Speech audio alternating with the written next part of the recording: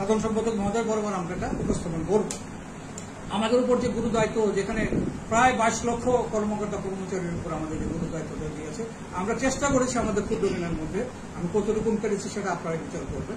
আমি আর বেশি সময় না নিয়ে আমি শুরু করছি আমাদের যেটা তৈরি করছি সেটার বিষয়ে। অদ্য 20/8/2025 তারিখ রোজ বুধবার বিকাল 5:10 ঘটিকায় বাংলাদেশ সরকারি কর্মচারী কল্যাণ ফেডারেশন নবম পে স্কেল দাবি বাস্তবায়নের লক্ষ্যে গঠিত আহ্বায়ক কমিটির এক জরুরি সভা ভূমি রেকর্ড ও জরিপ অধিদপ্তর তেজগাঁ ঢাকার কর্মচারী সমিতির পক্ষে অনুষ্ঠিত হয়। উক্ত সভায় উপস্থিত সকল সদস্য অন্যান্য কর্মচারীদের সাথে আলোচনাপূর্বক 6 সদস্য বিশিষ্ট পরিবারের জীবনযাত্রার ব্যয় দ্রব্যমূল্যের ঊর্ধ্বগতির সাথে তাল মিলিয়ে চলার নিমিত্তে নিম্নলিখিত দাবিগুলো চূড়ান্ত আকারে ফেডারেশন কেন্দ্রীয় কমিটির অনুমোদনের জন্য আমরা উপস্থাপন করব। দাবিসমূহ নিম্নরূপ।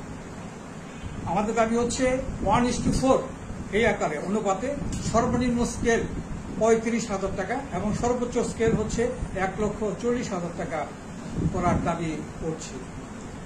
ব্যাখ্যা এটা হচ্ছে, যেহেতু আমাদের সর্বশেষ পে স্কেল হয়েছিল 2015-তে, 2015 থেকে 20-এ হওয়ার একটা কথা সেটি হয়নি, এবং 20-25 একটা কথা, সেই 25-এর প্রস্তাব হচ্ছে এটা। দুইটা মিলে আমরা একটা সমন্বয় করে একটা প্রস্তাব তৈরি করেছি। আর দীর্ঘদিন থেকে চলা আসা বৈষম্য দূর করতে বেতন গ্রেড 20টি থেকে কমিয়ে 12টি গ্রেড করার দাবি করছি। গ্রেড সমূহ নিম্নরূপ। প্রথম গ্রেডের দাবি হচ্ছে 1,40,000 টাকা, যেটা নির্ধারিত, যেটা পূর্বে ছিল 1 নম্বর গ্রেড। দ্বিতীয় গ্রেড হচ্ছে 1,25,000 টাকা, পূর্বে যেটা 2 নম্বর গ্রেড ছিল। তৃতীয় গ্রেড হচ্ছে 1,10,000 টাকা, পূর্বে যেটা 3 নম্বর এবং 2 নম্বর গ্রেড ছিল। চতুর্থ গ্রেড 95,000 টাকা, পূর্বের 4 নং গ্রেড ছিল। পঞ্চম গ্রেড হচ্ছে 80,000 টাকা, পূর্বের 5 নং গ্রেড ছিল। ষষ্ঠ গ্রেড হচ্ছে 75,000 টাকা, পূর্বের 6 নং গ্রেড ছিল। সপ্তম গ্রেড হচ্ছে 70,000 টাকা, পূর্বের 7 নং গ্রেড ছিল। অষ্টম গ্রেড হচ্ছে 65 টাকা, পূর্বের 8 নং 65,000 টাকা, এবং পূর্বের 8 নং এবং 9 নং গ্রেডের সমন্বয়ে একীভূত করে এটা প্রস্তাব করা হয়েছে। নবম গ্রেড হচ্ছে 60,000 টাকা, পূর্বের 10 এবং 11 নং গ্রেডে একীভূত করে প্রস্তাব করা হয়েছে। দশম গ্রেড হচ্ছে 50,000 টাকা, পূর্বের 12, 13 এবং 14 নং গ্রেড একীভূত করে প্রস্তাব করা হয়েছে। 11তম গ্রেড হচ্ছে 42,000 টাকা, যা পূর্বের 15, 16 এবং 17 নং গ্রেড সমন্বয় একীভূত করা হয়েছে।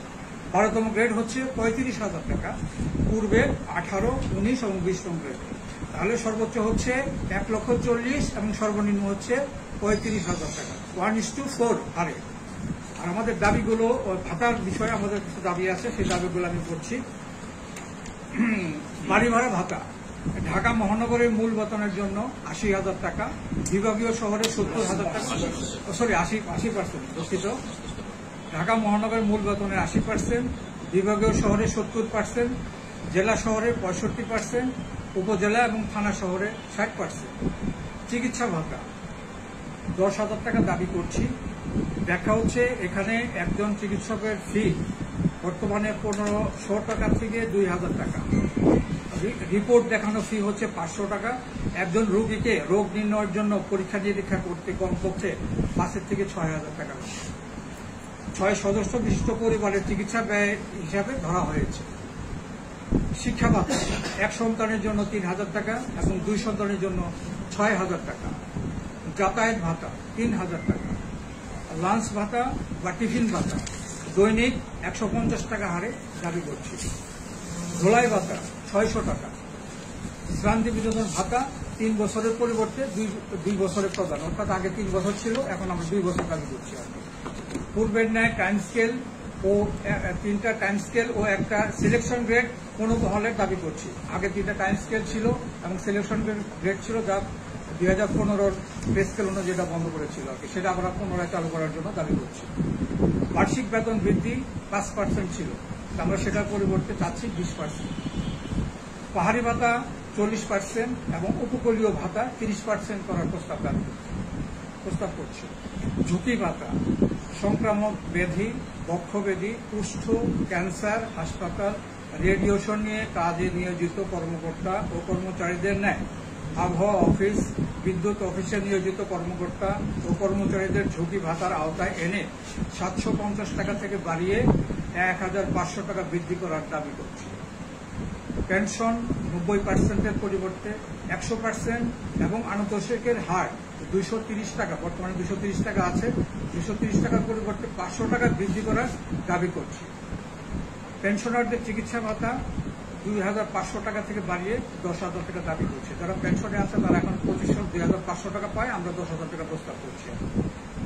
অবসর গ্রহণের 2 বছরের মধ্যে অবসরপ্রাপ্ত ব্যক্তি মারা গেলে কর্তনকৃত 50% উত্তরাধিকারদের নিয়ম অনুযায়ী এককালীন পরিশোধ করার দাবি করছি। 5 বছর পূর্তিতে অবসর গ্রহণে বিদ্যমান 32%-এর পরিবর্তে 50% করার দাবি করছি।